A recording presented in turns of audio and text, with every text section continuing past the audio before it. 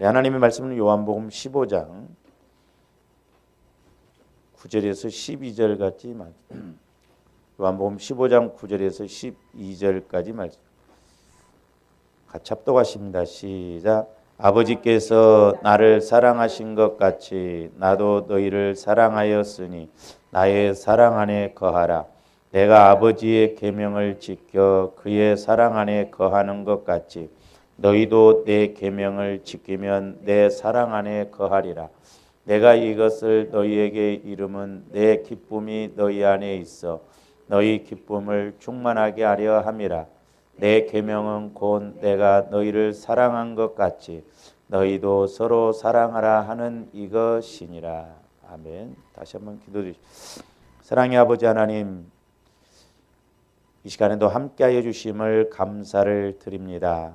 우리가 주님 안에 들어가지 못하고 주님 사랑을 몰라 주님 사랑을 따라가지 못하고 실천하지 못하였음을 회개합니다. 날마다 이제 우리가 주님 사랑 안에서 모든 것을 바라보고 생각하고 나갈 수 있는 저희들 되게 하여 주시옵소서. 감사를 드리오며 예수 그리스도 이름으로 기도하옵나이다. 아멘.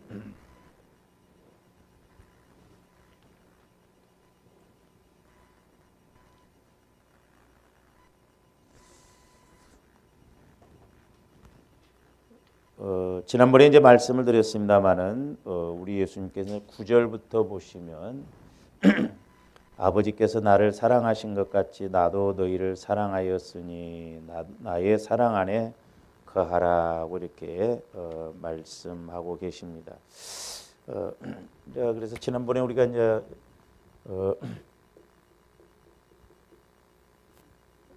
예수님의 그 지니신 사랑의 특성에 대해서 우리가 6가지를 이제 우리가 이렇게 상고했죠. 그 예수님의 사랑은 첫째로는 조건이 없고, 두 번째로는 자기를 희생하는 사랑이고, 그다음에 이제 세 번째로는 대가를 바라지 않고 먼저 베푸는 사랑이다. 그다음에 이제 네 번째로는 변함이 없고, 그다음에 다섯 번째로는 영원히 지속되는 사랑이고, 여섯 번째로는 누구든지 죄되지 않는 사랑이다라고 그랬습니다. 그럼 이제 오늘은 두 번째로, 크게 이제 두 번째로, 이제 뭐 여기 여섯 번째로 있겠다면 오늘 크게 두 번째로, 그러면 이제 예수님이 우리에게 이런 사랑을 주셨는데, 우리가 지닌 그 사랑의 영원한 효력은 무엇인가?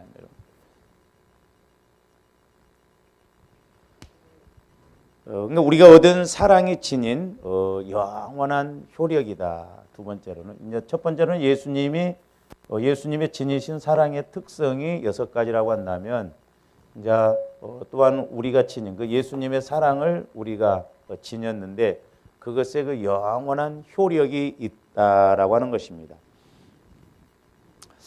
예수님과 연합한 자들, 즉 예수님의 사랑 안에 머물러 있는 자들은 이 특권과 축복을 아무에게나 이렇게 빼앗길 수가 없다라고 하는 것입니다. 그러니까 하나님께서 예수님을 사랑하시고, 또한 우리 예수님도 우리를 사랑하셨는데 그 사랑이 영원한 효력을 지니고 있는데, 그것은 바로 우리에게 주어진 특권이다라고 하는 것입니다. 그리고 아무에게도 빼앗길 수가 없다라고 하는 것인데, 우리 로마서 8장으로 가서 한번 봅니다. 로마서 8장.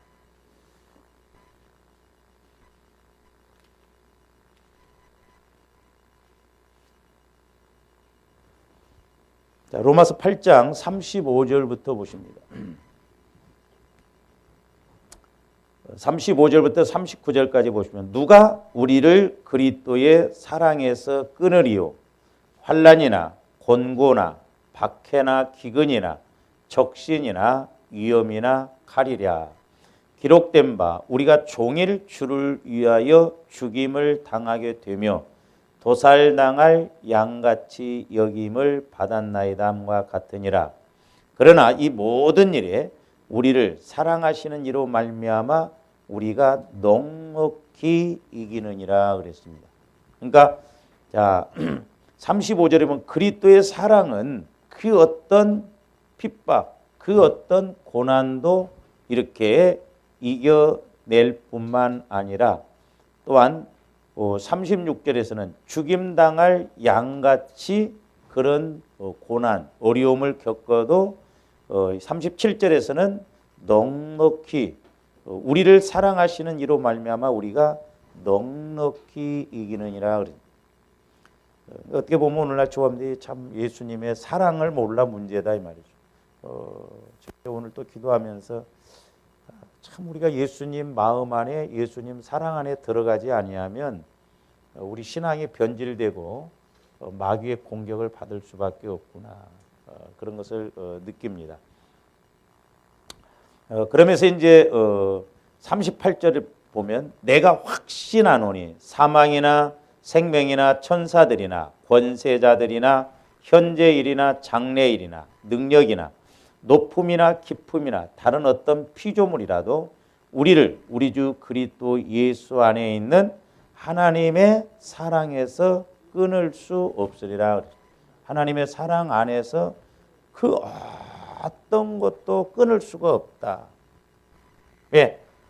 그것은 우리가 지닌 사랑의 영원한 그런 효력이 있기 때문에 그렇다. 이것이 우리에게 주신 하나님의 특권이요 은혜인 줄로 믿습니다.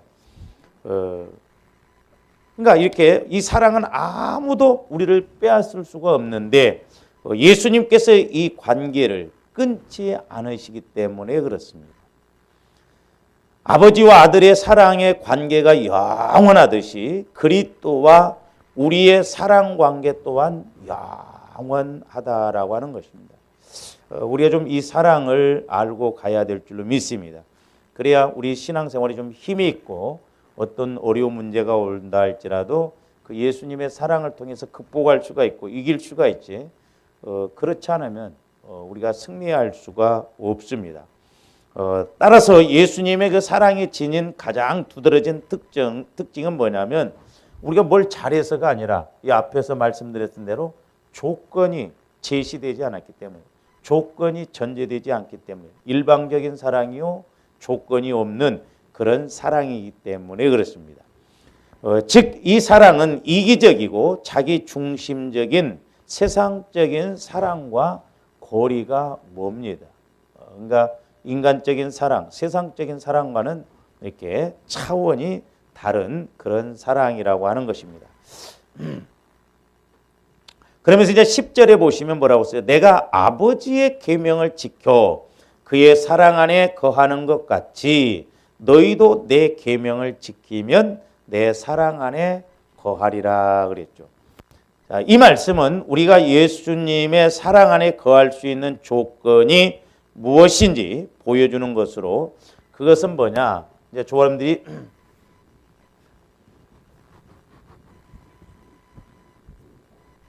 예수님의 이제 우리가 저번 이제 삼각형 구도로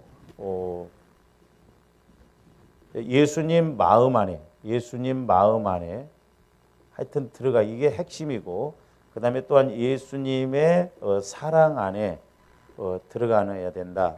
그다음에 이제 예수님의 세 번째로는 능력 안에로 우리가 들어가야 우리도 동일하게 말씀대로 이루어질 수가 있는데 이제 예수님의 사랑 안에 거했을 때 이제 첫 번째로 우리가 이제 행해야 할 것이 뭐냐면 예수님의 계명을 지킨다 이 말이에요.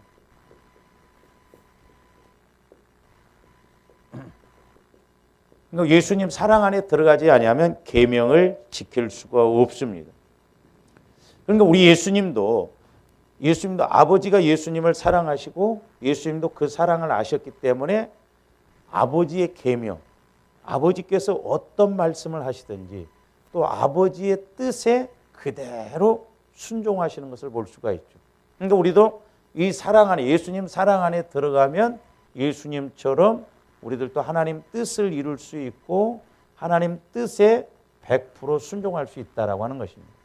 그러니까 이 예수님 사랑은 사실 무한대거든요. 그 넓이와 높이와 길이와 깊이, 그건 어떻게 보면 그릴 수가 없어요. 무한대 사랑입니다. 영원한 사랑이죠. 우리가 그 사랑 안에 거해야 될 줄로 믿습니다.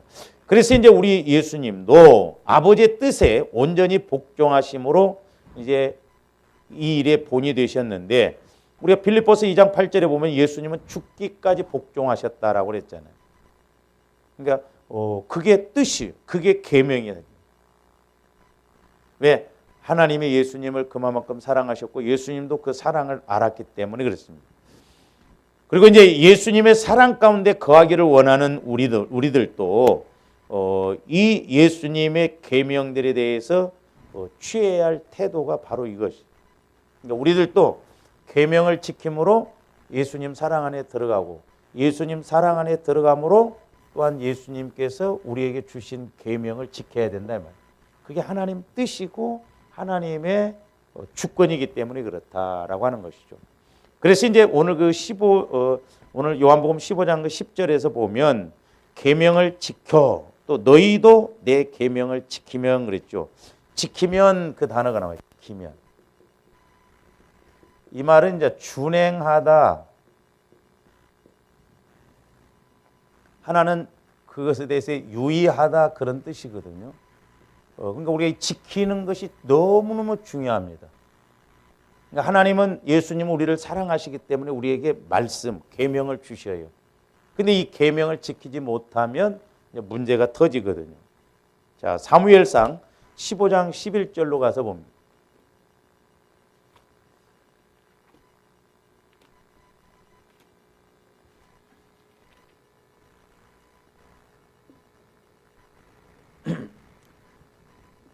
내가 사울을 왕으로 세운 것을 후회하노니, 그래서 이제 우리가 문자적으로 보면 인간처럼 뭘 택했다가 잘못된 선택했다 후회하고 그런 자원이 아니라고 그랬어요. 우리 하나님이 사울 왕을 택하신 것에 대해서 절대 후회가 없으셔요. 이 표현은 뭐냐면 이제 하나님께서 사울에 대해서 이렇게 택하신 것을, 사울 왕을 택하신 것을 후회한 것이 아니라 하나님이 사울 왕에게 언약, 계명을 주셨잖아요. 계명을. 아말렉 족속을 다 죽이라. 짐승이 됐든 사람이 됐든 계명을 주셨는데 사울 왕이 그 계명을, 말씀을, 그 뜻을 지키지 않아요. 그래서 사울 왕이 사실 하나님을 버리신 거예요. 그런 측면에서 이제 하나님은 우리 인간적인 어느 측면에서 후회하신다 그랬지, 하나님이 사울 왕을 택하신 그 자체를 후회하신 것이 아니다. 사울 왕이 하나님 말씀을 지키지 아니함으로 결국 사울 왕이 하나님을 버리신 것과 마찬가지다. 그런 측면에서 하나님이 안타까운 심령을 가지고 이렇게 표현하는 내용이 11절 말씀입니다. 그러면서 뭐라고 써요? 그가 돌이켜서 나를 따르지 아니하며 내 명령을 행하지 아니하였습니다. 내 명령을 행하지 아니하였다. 지키지 않았다 이 말. 잘 보세요. 이제 참 저는 개인적으로도 이제 이 말씀을 통해서 우리가 이 영적인 하나님과의 관계, 마귀와의 관계 이런 걸 영적으로 우리가 인식이 안 되면,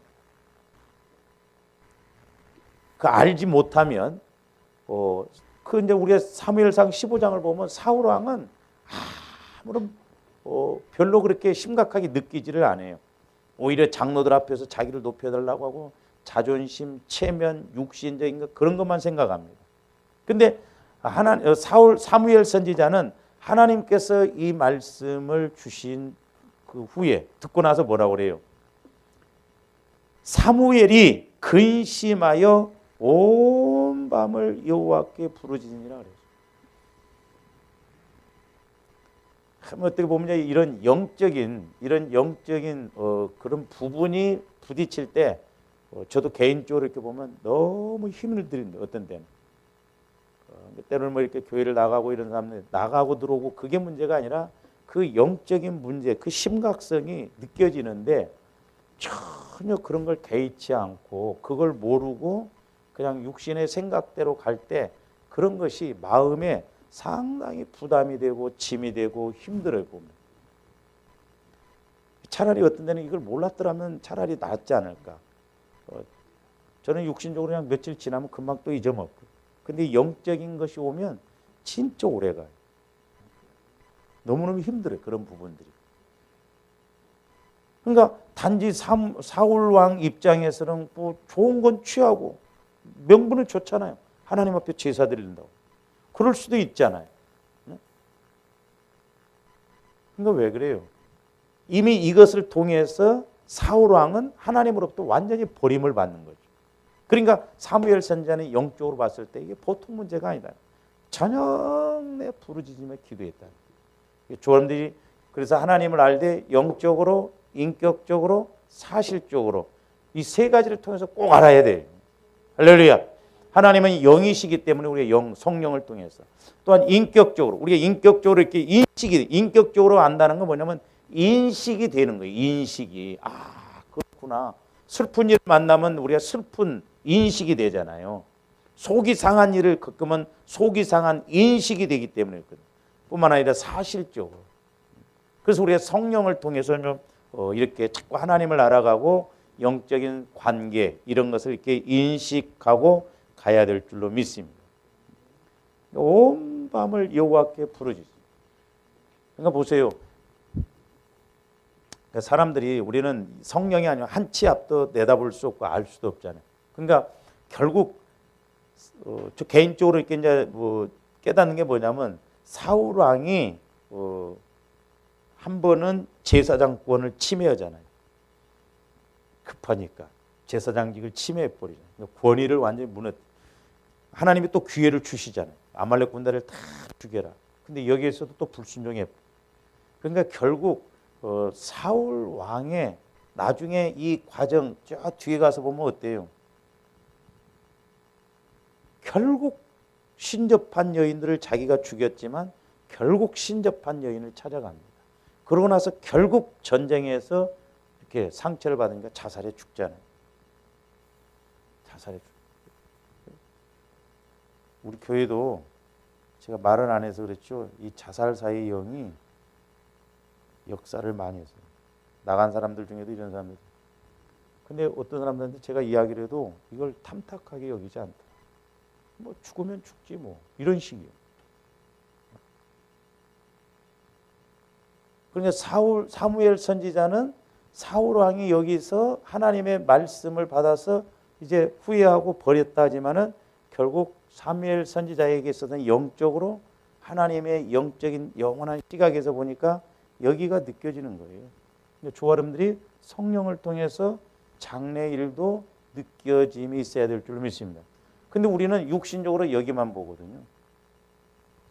여기만. 현실만. 그러니까 마귀가 얼마나 교묘하게 우리를 공격하는지 뭐. 그래서 이제 저도 보면 우리 교회 분명히 어떤 면에서는 뭐 말씀이 분명히 설교에 주어졌거든. 설교에 주어지고 제가 뭐 인위적으로 그렇게 한 건 아니거든요. 분명히 성령께서 어떤 말씀을 주시고 그 말씀 따라서 우리가 가지 못할 때 마귀가 꼭 반대급부로 치고 나가는 것을 우리가 볼 수 있어요. 그 다음에 이제 잠언 3장 1절도 한번 봅니다.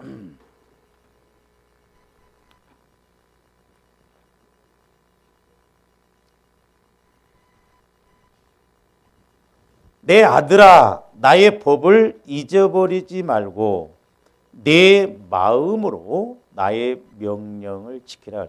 그렇죠? 우리 마음에서 먼저 지켜야 돼요.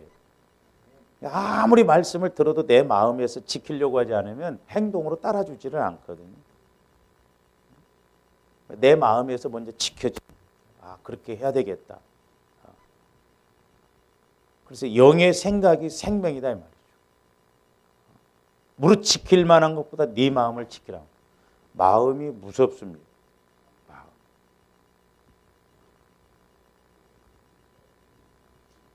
그래서 이제 신약에 와서는 이 지키다라고 하는 것이 이제 우리가 구약에서는 어떤 행동적인 측면에서 이렇게 지키라고 그랬죠. 근데 이제 신약에 와서는 어떤 의미로 이렇게 말씀하고 있냐면 그것에 대해서 손상시키지 않고 온전히 지키는 거예요.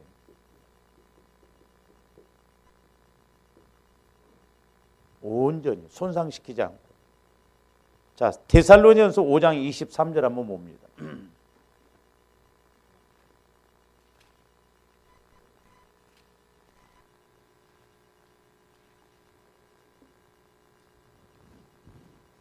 이런 말씀들을 조함들이 어떻게 해석을 해야 되겠어요?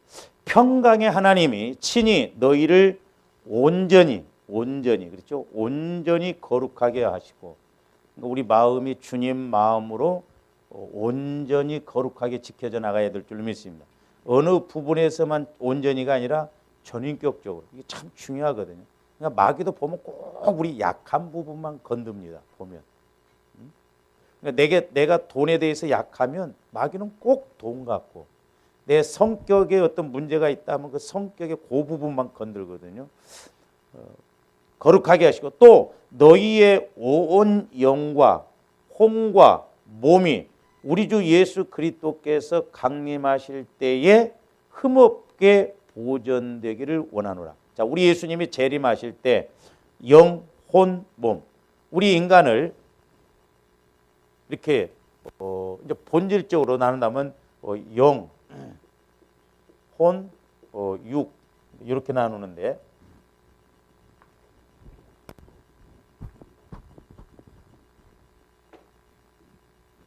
쉽게 그림으로 그려본다고 하면 이렇게 돼. 영, 혼, 육 이렇게 나눈다.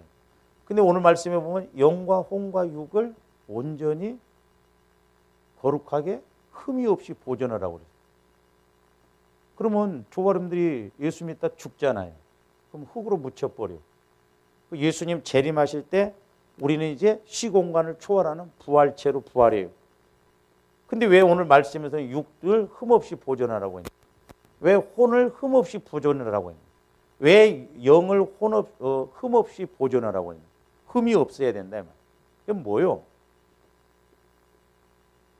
사실 그러니까 저와 여러분들의 영과 혼, 그러니까 이제 쉽게 이제 현상적으로 이렇게 좀 본다고 한다면, 저와 여러분들의 영이 이렇게 이제 자라나야 되는데, 어떤 면에서는 우리 이 마음이 이제 문제거든요. 마음에. 참가 하여튼 저와 여러분들이, 저도 마찬가지지만 우리 성도들도 마찬가지고, 모태로부터 우리가 받은 상처들이 있어요.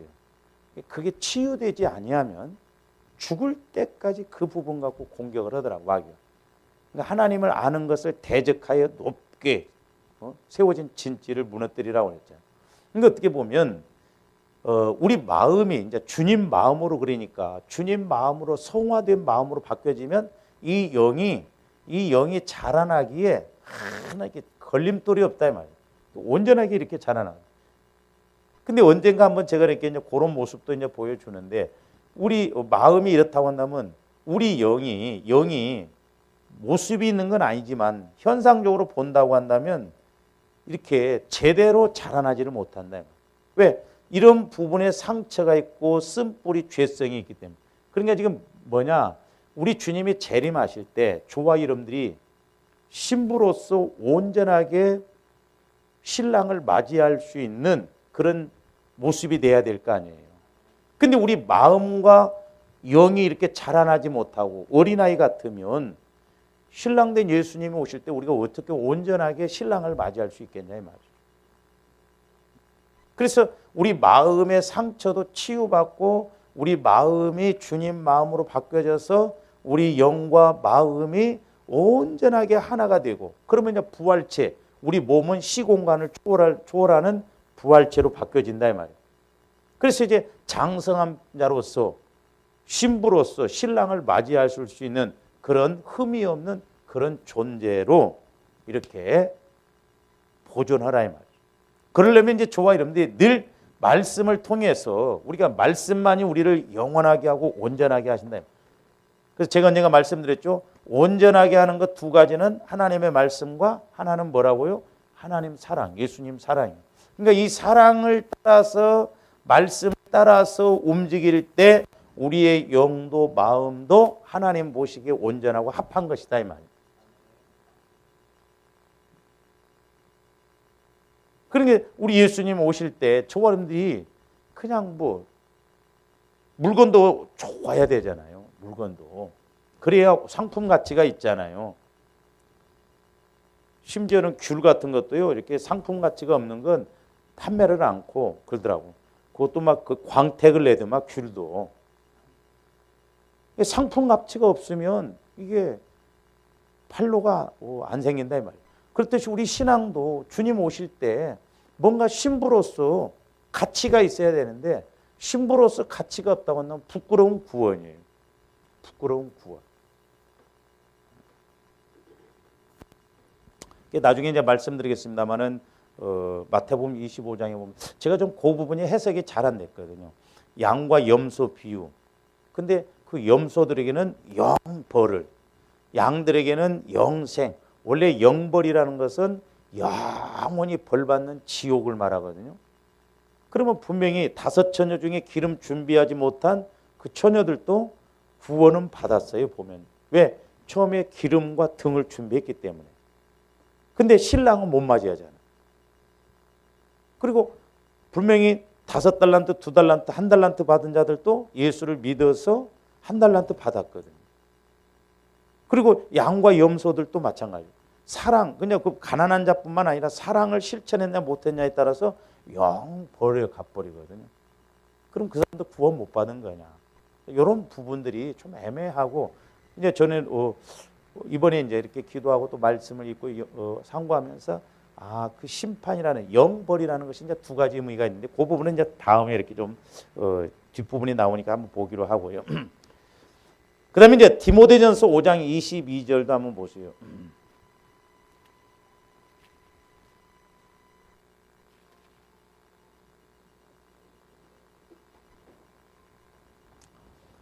디모데전서 5장 22절 아무에게나 경솔히 안수하지 말고 다른 사람의 죄에 간섭하지 말며 네 자신을 지켜 정결하게 하라. 그러니까 이제 요 말씀도 이제 우리가 적용적인 측면에서는 뭐 여러 가지로 할 수가 있는데 아무에게나 경솔히 안수하지 말고 제가 그러니까 해보니까 아무나 함부로 안수해서도 안 되고 또한 저와 이름들이 아무 사람에게나 가서 안수받으면 안 돼요. 임파테이션이라고 해서 이게 전이가 되거든요. 그 사람이 어떤 영적 상태냐에 따라서 그 사람의 영적인 것이 소위 말해서 묻어져 옵니다. 그래서 기도해 주는 사람이나 기도 받는 사람이나 중요한데 이제 오늘 여기에서 디모데전서 5장에서 말하는 것은 뭐냐면 사도 바울이 디모데에게 뭐냐면 직분자를 세울 때 안수하거든요. 근데 그냥 직분을 제대로 세워서 안수를 해주면 괜찮은데 그냥 경솔하게 안수를 해서 직분을 세워놨어요. 그랬더니 그 사람이 나중에 문제가 터져. 그랬을 때 그 사람이 죄를 짓거나 문제가 있을 때 그 대가를 어떻게 보면 디모데에게도 다 그 영향이 있다 이 말이죠. 그러니까 네가 함부로 아무에게나 안수를 주어서 직분자로 세우지 말고 또 그 직분자로 인해서 네가 나중에 당하지 말라 이 말이에요. 그런 측면에서 지금 교회론적인 측면에서 부탁을 한 거거든요. 그래서 우리가 기도도 안수도 아무에게나 받아서는 안 되고 또한 우리가 기도를 아무에게나 안수해 주면 안 돼요. 진짜 해줘야 할 사람한테 해줘야지 서로가 조심해야 돼요.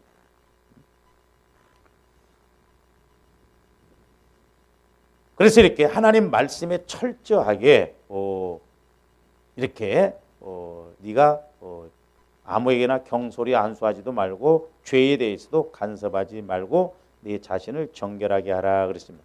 그 다음에 이제 야고보서 2장 10절도 한번 봅니다.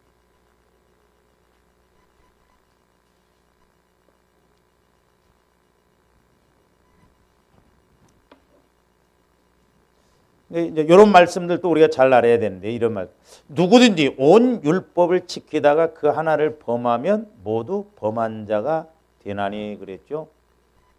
그래서 저한테 영적 상황을 좀 알고 영적인 본질을 잘 알아야 된다 그랬습니다. 그러니까 마귀 역사는 그러니까 율법으로 보면 살인하고 간음을 안 해도 살인을 하게 되면 간음하게 되고 간음하게 되면 살인하게 된다 이 말이죠. 그러니까 이제 본질 마귀들이 이렇게 본질적으로 역사를 하면서 이제 그 여러 가지 현상으로 이렇게 나타난다 이 말이죠. 그러니까 이 자살사의 영이 예를 들어서 자살사의 영이 도둑질하게도 만든다 이 말이에요. 그렇죠? 그래서 죽게 나중에 자살사의 영이 도둑질하게 해서 자살하게 만든다. 그러니까 우리가 요것만 보아서는 물론 조화람들이 도둑질하게 하는 영이 도둑질하게도 할 수 있지만 우리가 영적으로 깊이 들어가서 보면 교묘하게 마귀는 연합해서 본질적인 것을 요것을 그러니까 예를 들어서 도둑질하는 것하고 자살하는 것하고 뭔 상관이 있어요? 육신적으로 아무 상관이 없습니다. 그러니까 자살사의 영에 대해서 물리치겠냐고요. 절대 안 물리치죠. 그래서 이제 조화람들이 저 깊이 들어가서 우리가 요 부분, 영적인 상황, 영적인 부분, 마귀 역사에 대해서 이 부분을 잘 알아야 된다. 그러니까 보세요. 뭐 이렇게 이제 예를 들어서 미워한다. 그러면 미워하게 돼서 결국 자살하게 만들어 버리고 여러 가지로. 그러니까 율법으로 보면 내가 이 죄를 안 범했을지라도 미워하게 되면 결국 도둑질도 한 것도 취급이 된다. 지금 야고보서 2장이 그 말씀이거든요. 그래서 자꾸 조합들이 본질적으로 우리 마음도 이런 마음 안에 내 마음 안에서 자꾸 방해하는 또한 우리 가문에 흐르는 것 중에 어떤 것이 더 특별한가. 근데 때로 보면요. 할아버지 때 자살했어요. 근데 아버지 때 안 나타나는데 이제 손자 때 또 이런 경우도 있고. 그러니까 영적 흐름이 건너뛰기도 하고 그렇습니다.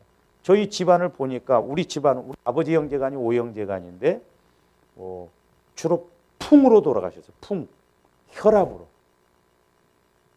근데 그 손자 때도 또 고혈압으로 벌써 나가 떨어지고 벌써 그렇게 되어버리더라고요. 내 조카, 우리 사촌 조카들 사이에 벌써 그 큰아버지, 넷째 큰아버지는 혈압으로 화장실에서 돌아가셨거든요.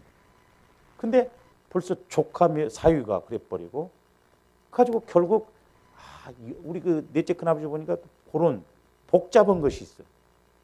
그렇게 이끌어가 버리더라고요. 그러니까 조원들이 그냥 신앙생활을 이 영적인 걸 모르고 그냥 우리가 육신적으로만 하면 안 됩니다. 우리가 육체를 입었지만 영적인 존재거든요. 영물은 하나님이 영물이고 인간이 영물이고 마귀가 영물이고 천사가 영물이고 타락한 천사 마귀가 영물이거든요. 근데 우리 인간과 천사는 절대 스스로 뭐 할 수가 없어요. 피조물이기 때문에 하나님이 시켜서 합니다. 근데 마귀는 스스로 하나님처럼 하려고 하잖아요.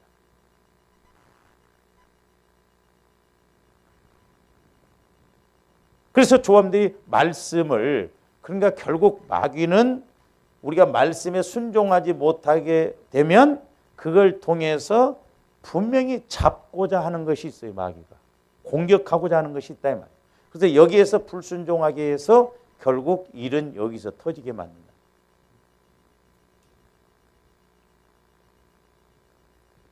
그래서 조아람들이 어떤 말씀이 됐든지 우리가 성령을 통해서 철저히 지키고 나가야 될 줄로 믿습니다. 그래서 이제 시대가 바뀌다 보니까 이제 복음은 영원히 변치 않는다. 근데 그 담는 그릇은 바뀌어도 된다. 틀린 말이 아니에요. 근데 자꾸 시대에 따라가면서 우리가 말씀을 자꾸 약화시키는 그런 경우가 있습니다. 이런 부분도 조심해야 돼요. 그래서 아닌 건 아니에요. 아이고 뭐 시대가 이런데 뭐 굳이 그렇게 하려고 하냐. 아닙니다. 자, 이 말씀도 한번 우리 마가복음 7장 9절 한번 봅니다.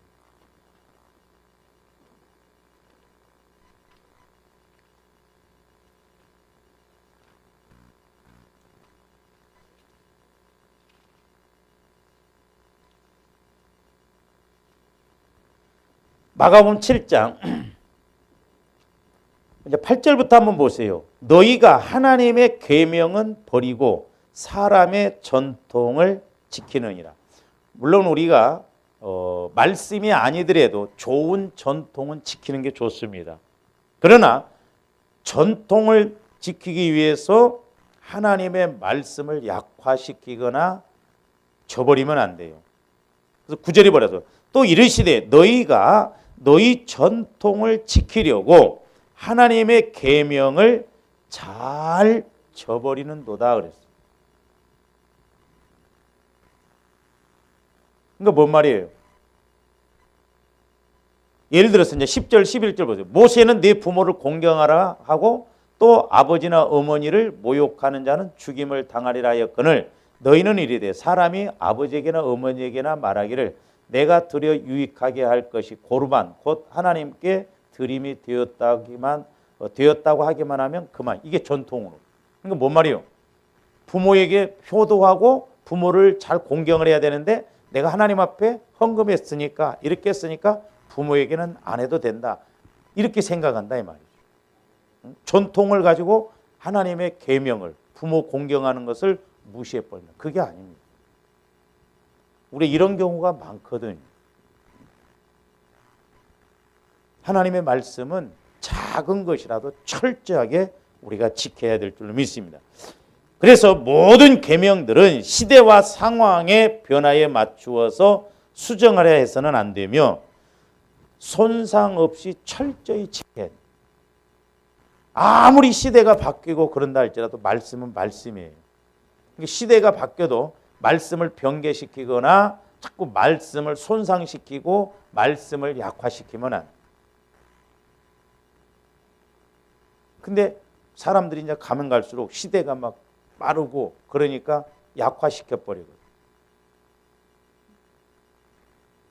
자, 이 내용에 대해서 마태복음 5장 19절 한번 보세요. 말씀을 약화시키고 이렇게 시대에 따라서 자꾸 변개시키고 그러면 하나님 앞에 가서 어떤 대접을 받는가. 그러므로 누구든지 이 계명 중에 지극히 작은 것 하나라도 버리고 또 그같이 사람을 가르치는 자는 천국에서 지극히 작다 일컬음을 받을 것이요 누구든지 이를 행하며 가르치는 자는 천국에서 크다 일컬음을 받으리라. 그러니까 우리가 말씀에 대해서는 진짜 어떻게 보면 미련해야 돼요. 말씀 뭔 말이냐면 말씀에 대해서는 참 미련하다, 답답하다 할 정도로 말씀에 대해서 철저하게 우리가 지켜야 된다 이 말이죠. 할렐루야. 시대가 바뀌었다고 해서 뭐 그걸 가감하거나 자꾸 변개시키거나 약화시켜 버리면 안 돼요. 그러면 천국에서는 작다 일컬으면 안 돼요. 아무리 시대가 바뀌고 뭐 이렇쿵저렇쿵 해도 말씀은 말씀이에요. 어떻게 보면 좀 조합들이 말씀에 대해서는 무식할 정도로 철저하게 그렇게 지키고 나가야 될 줄 믿습니다.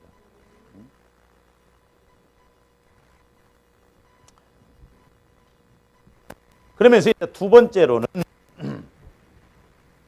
예수님 사랑 안에 들어가면 첫 번째로는 예수님의 계명, 예수님의 말씀을 지킨다 이 말.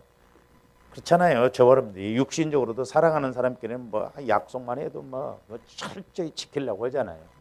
하물며 전지전능한 하나님 사랑 안에 들어가면 계명을 지키는 게 믿음으로 살려고. 그러니까 은혜 받은 사람하고 은혜 안 받은 사람하고 내가 참으로 성령을 통해서 관계가 이루어진 사람하고 안 가진 사람하고 다 틀리다 이 말이죠. 어떤 문제, 어려움이 와보면 또 틀리거든요. 그 다음에 이제 두 번째로는 요한복음 15장 11절로 가서 한번 보세요. 내가 이것을 너희에게 이름은 내 기쁨이 너희 안에 있어 너희 기쁨을 충만하게 하려 함이라 그랬어요. 두 번째로는 뭐냐? 예수님 사랑 안에 들어가면 기쁨이 충만하다 이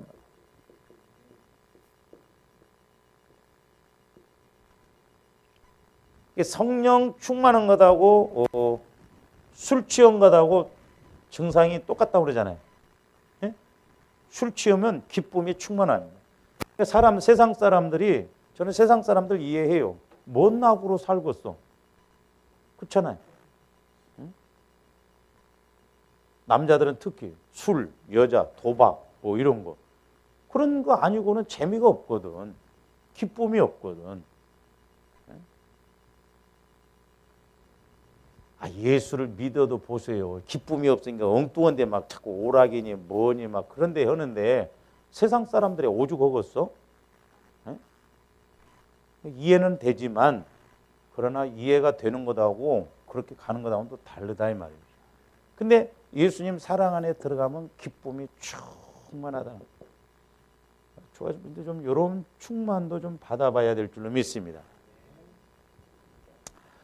자, 그리스도와 연합한 자들의 삶 가운데 나타나는 두드러진 특징 중에 하나가 기쁨이 충만하다는 거죠. 기쁨. 그러니까 보세요. 세상에서도 술 취해서 술 취해서 뭐 기쁨이 충만합니다. 그러니까 인심이 후하고, 마음이 너그럽고, 또 잘 울고, 그렇잖아요. 술만 먹으면 우는 사람이. 그거죠. 술 먹으면 모든 게 다 잊어지고, 성령 충만하면 다 잊어지거든요. 그래서 술 취하지 말라 이는 방탕은 오직 성령의 충만함. 사도 바울이 괜히 그렇게 말하는 게 아니에요.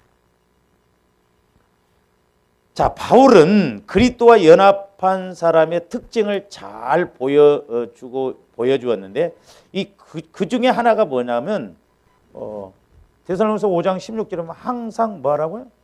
기뻐라. 근데 이제 조합들 이 기쁨이라고 하는 것도 막 우리가 육신적으로 막 웃고 물론 그러면 우리 육이 건강합니다.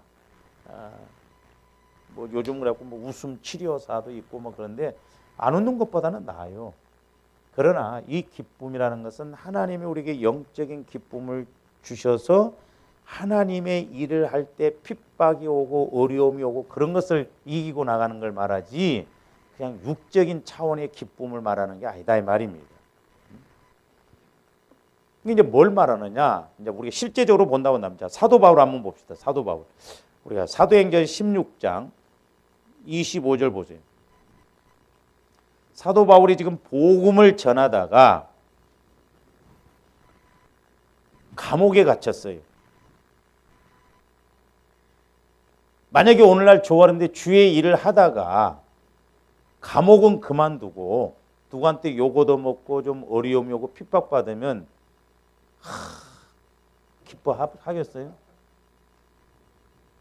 믿던 예수도 안 믿어버리려고 할 거 아니에요. 근데 사도 바울은 25절 사도행전 16장 25절 한밤중에 바울과 실라가 기도하고 하나님을 찬송하매 죄수들이 듣더라. 거기서 기도하고 찬송했다. 감옥에 복음 전한다고 해서 지금 깊은 그 감옥도 옛날에는 이제 뭐 1층, 2층 하고 아주 어두운 곳이거든요. 근데 거기서 기도가 나오고 기도해야 좀 할 수 있겠지 조합들도.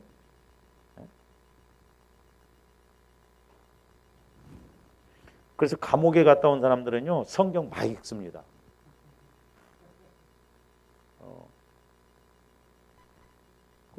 얼마 전에 우리 교회 여기 밑에 기원에 나왔던 참 안타까워 체육대학 나왔는데 유도 선수였대요. 근데 깡패고 두목 그 다음 이제 밑인데 나한테 이야기하는데요 성경을 보여주는데 와 목회자들 성경보다도 더 많이 그래요. 줄쳐놓고 막 그러니까 바삭한 거야. 하고 막 저쪽 교회 한번 갔더니 말씀이 안 들어오고 수준이 낮다고 막 우리 교회 와서 막 우리 교회 설교를 한번 들어보라고 막 부동산 그 권사님한테 그랬대. 근데 읽기는 많이 읽었는데 이걸 적용을 안 한 거야. 그게 영적으로는 모르는 거야. 그러면서 어떻게 해서 이렇게 성경을 많이 읽었냐니까 자기를 전도한 애가 있대요. 근데 걔는 수백독을 했다네. 성경을 쫙 낀대요. 근데 감옥에 또 들어갔대. 덜 읽어서 그런가 봐. 근데 이 형제도요. 고집사님하고 이름이 똑같아. 얼마나 성경을 많이 읽었는가. 벌써 내가 뭔 이야기를 하면 목사님 맞습니다. 맞습니다. 근데 마약이 갖고 또 들어갑니다. 마약은 기본이 딱 있다며 2년인가 몇 년. 그러니까 성경 읽는 것하고 아는 것하고 믿는 것이 안 맞으니까. 여러분들 성경 많이 읽으려면 한번 가셔. 워낙 안 읽잖아. 거기 가면 성경 읽을 것밖에 없어.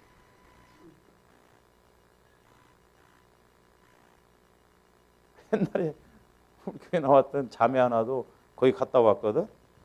성경 많이 읽고 나왔더라고 보니까.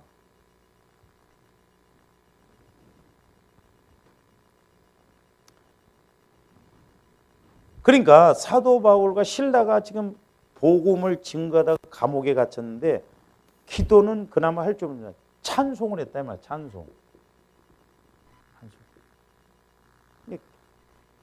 감사한 마음으로.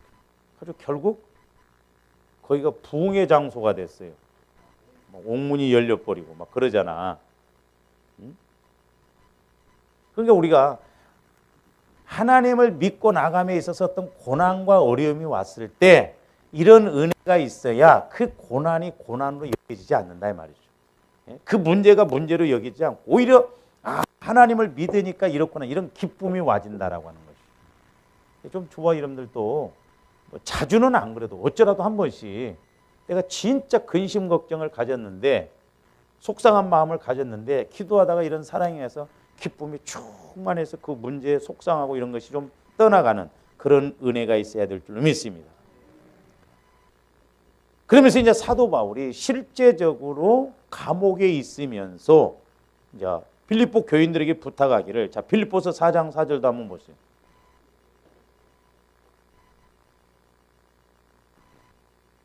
주 안에서 항상 기뻐하라.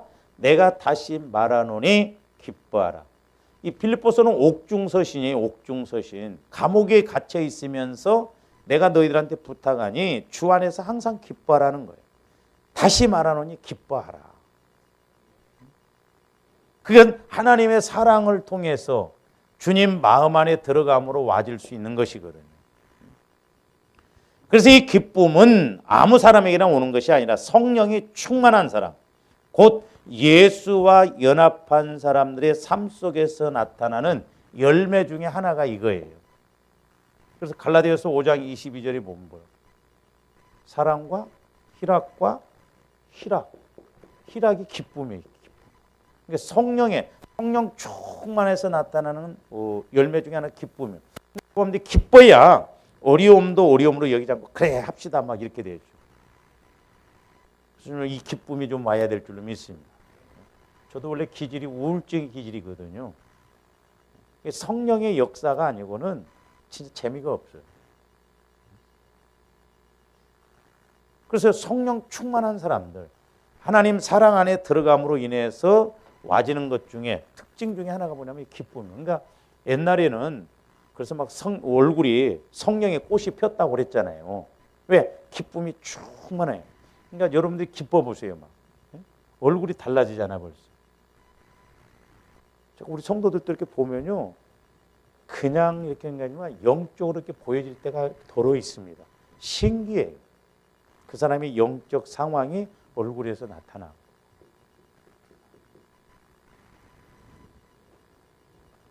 그래서 이렇게 우리들도 예수님의 계명들을 지키는 것이 행복한 사람으로 나아가는 지름길이라는 거.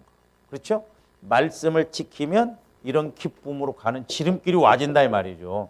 말씀을 안 지키고 계명을 안 지키니까 그 사랑 안에 못 들어가니까 우리가 자꾸 육신적이고 마귀가 둘 중에 하나다 이 말이죠. 중간 지점은 없잖아요. 하나님이 지배했느냐 아니면 마귀가 지배하느냐. 그러므로 조람들이 사랑 안에 들어가서 계명, 말씀을 지키고 또한 기쁨이 충만한 주와 여러분들이 되어야 될 줄로 믿습니다. 오늘 여기까지 기도하십니다. 사랑의 아버지 하나님 감사를 드립니다. 물론 육신적으로 보면 우리가 말과 같이 이렇게 쉽지가 않으면 보게 됩니다. 그러나 이제 영적인 측면에서 보면 아버지 하나님께서 이미 다 이루어 놓은 것임에 날마다 우리가 예수 그리스도 마음 안에 들어가고 예수 그리스도 사랑 안에 들어갈 수 있도록 보혈을 적용하여 성령 하나님 말씀 그대로 체험이 이루어지는 저희들 되게 하여 주시옵소서. 감사를 드리오며 예수 그리스도 이름으로 기도하옵나이다.